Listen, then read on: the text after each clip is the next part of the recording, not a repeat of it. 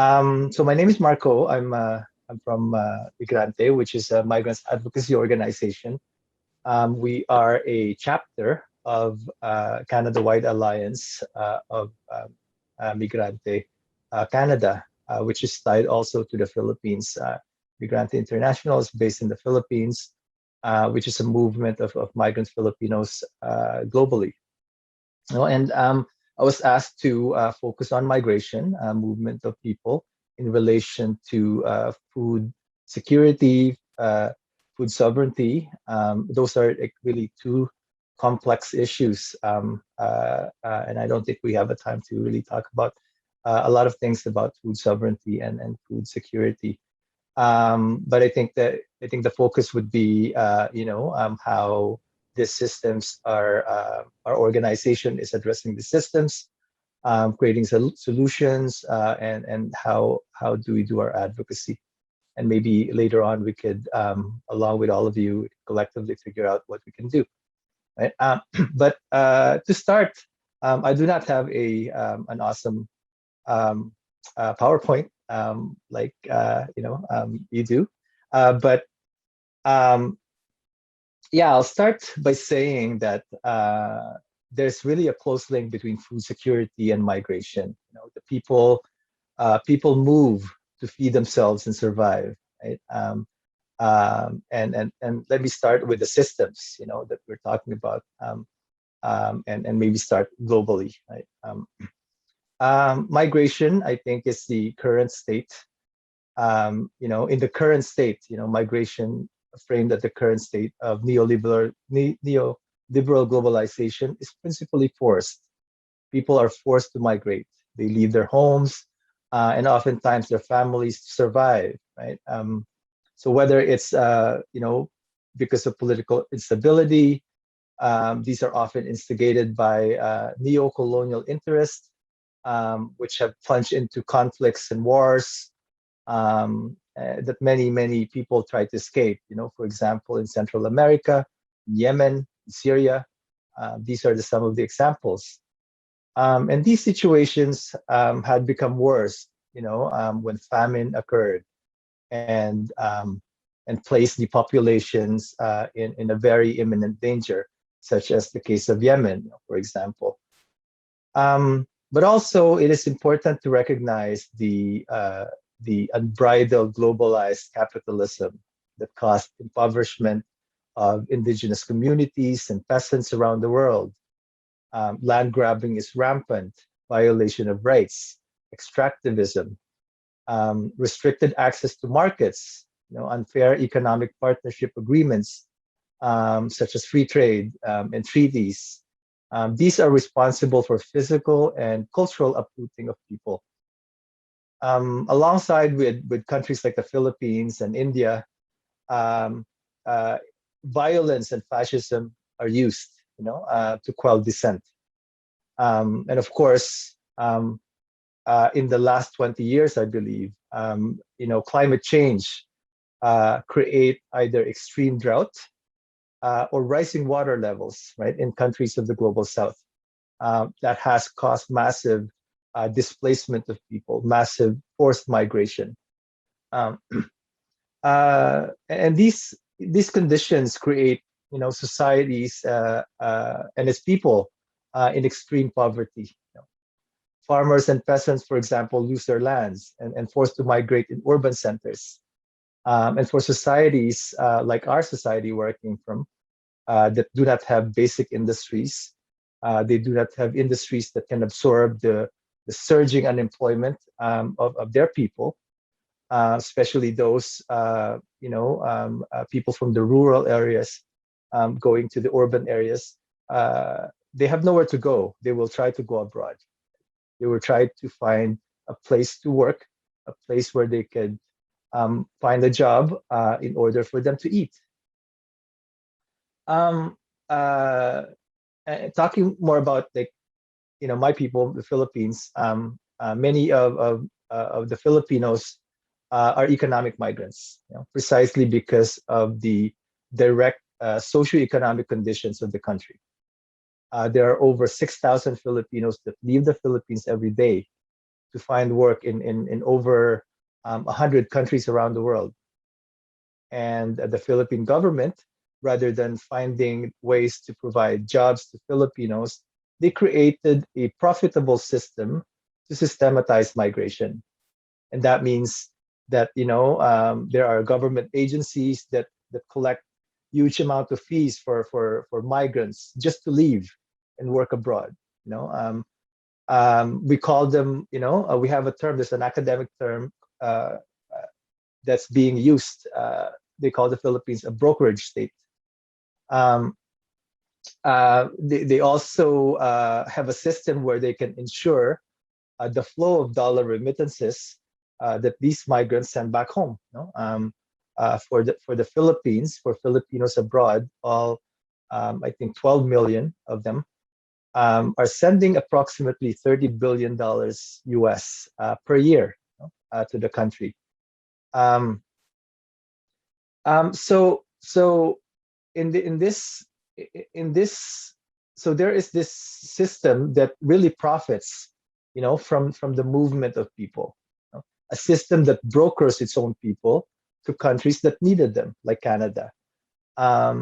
Pretty much, a system that profits from people's poverty.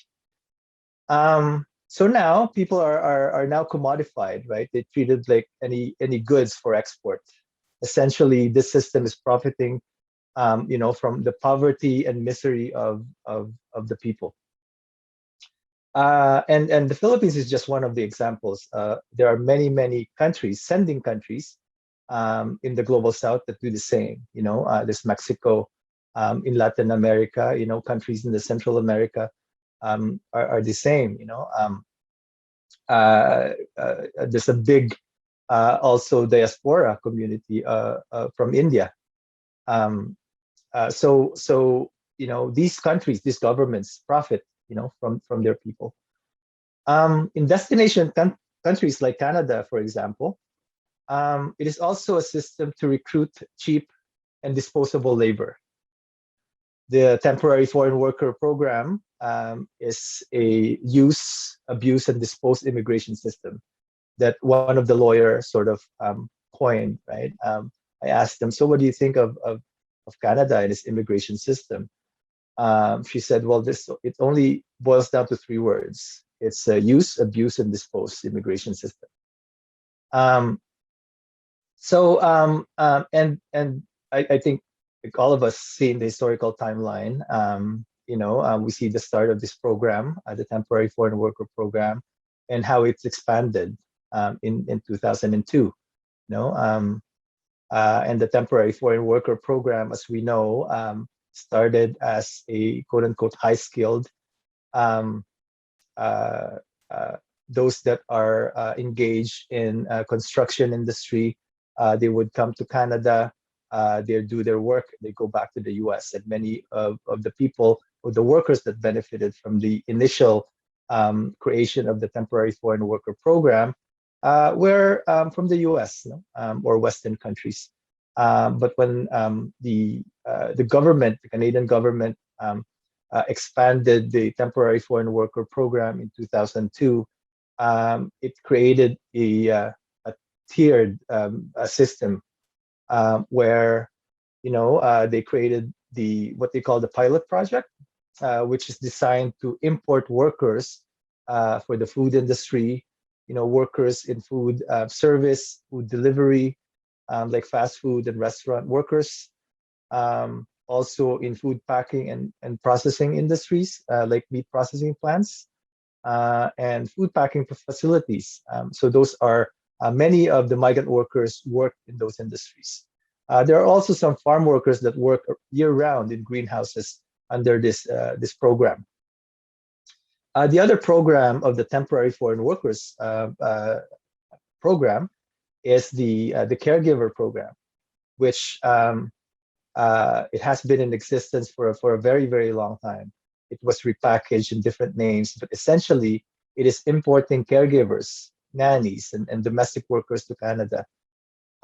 Its role is pretty much to serve the Canadian middle class families, right? of course, in the absence of Canada's affordable and accessible childcare program, the cheapest uh, for middle class families is to get a nanny, right? To work in their homes. They don't just take care of babies. They clean, they cook, they do the laundries, they drive.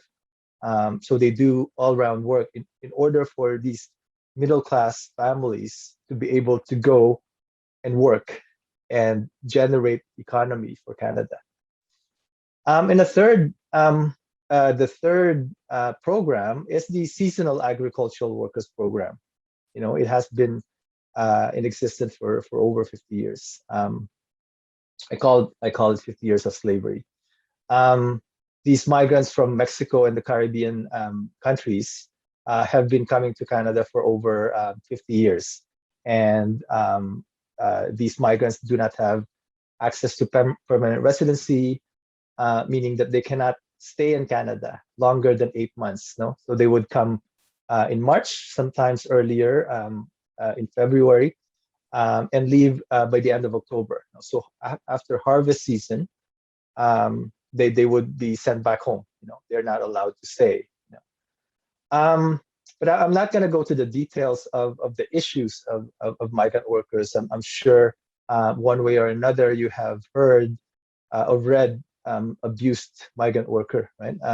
But I just want to perhaps highlight the situation of migrants in the last year up until now, at the height of the global pandemic. And as we know, the global pandemic have really exposed the situation of migrant workers. An example is that, when farm workers were not allowed to come to Canada for a certain period of time, and this is around March, at the beginning of COVID, it was only when the farm owners, protested to open the borders because no one else would work in their farms that the government actually opened the borders. It also exposed our food security and our dependency on migrant labor in terms of the food that we eat in Canada. Our food security is dependent on migrant labor. On the other hand, we saw how unprotected these migrants are and how oppressive their situations. So we hear outbreaks, for example, started to happen in Ontario, in BC, and here in Alberta. Dozens of farm workers have already died from COVID.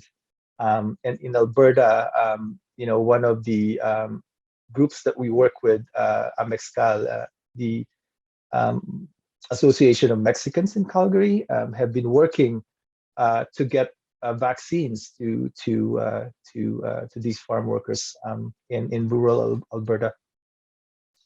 I guess just to link on the conversation that we have in the small group, is that we talk a lot about organic food. We talk a lot about buying local, but we never really talk about the people that planted and harvest these foods, right? So I think it's something that we need to think about. That every time we bite on that apple, we think of the people that actually labored to make sure that we have food to eat on our table. So moving on, the low-skilled temporary foreign workers as well, in terms of the food workers, they were the first that were terminated at the height of COVID. And when the restrictions opened up, they were the ones that were first called in to clean facilities and restaurants without providing any PPE. Migrants that are support staff also in nursing homes, like cleaners and food attendants, do not have the same protection as the health workers. They're not necessarily seen as essential workers. And for caregivers, they were confined in their employers' homes, for long periods of time because of the fear of the employers that they would catch COVID, when they go out, and they would bring them back home, their kids. And of course, lastly, when migrant workers tried to apply for status in Canada, and not all of them are able to.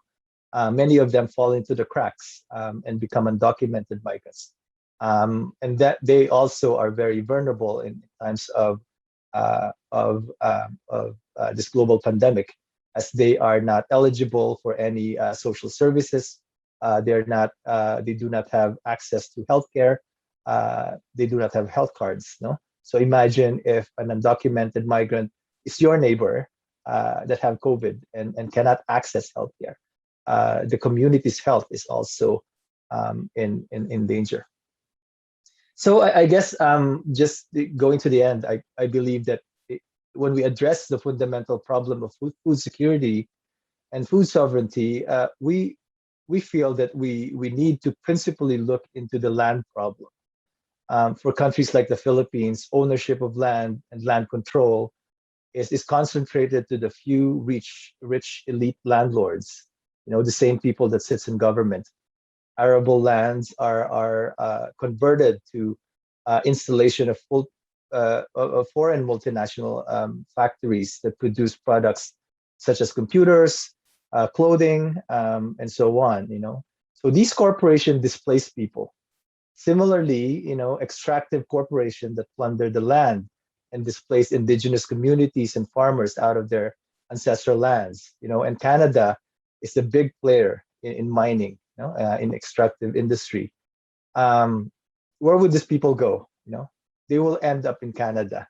They will end up in Edmonton working as TFW in Tim Hortons or McDonald's, and they will need to go through a restricted process to become a permanent resident in Canada. And when they fail that, they are now deported back to a land that is not there anymore. It's occupied by TVI Mines, a Calgary-based mining corporation, or Barrick Gold, right?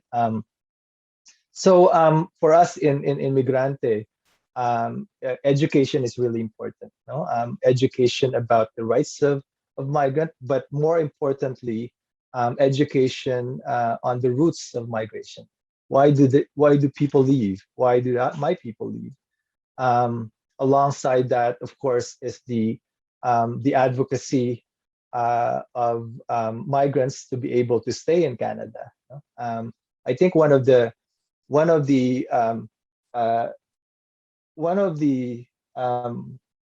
I think lack of understanding of migration is that it's oftentimes seen by the receiving countries as foreigners coming into their country, right? And thus, there are many xenophobic, anti-migrant sentiments that's coming out. Whether it's they're being accused of stealing jobs, or bringing the virus, right? Or on the other hand, even activists, even advocates see it only one way, right? They see it as a well, we need to help them. We need to open the borders, right? But never really understanding why did they leave, their countries of origin in the first place. So we do a lot of those education and advocacy. What's also important in our work is the alliance building, which is acknowledging that the migrant problem is not a problem of migrants. It is a collective problem of every individual, every worker in Alberta, in Edmonton, in Canada. It's also important for us to really connect the Canadian workers with migrant workers and see that those two workers, group of workers, are the same and faced with the same problems, and not being divided.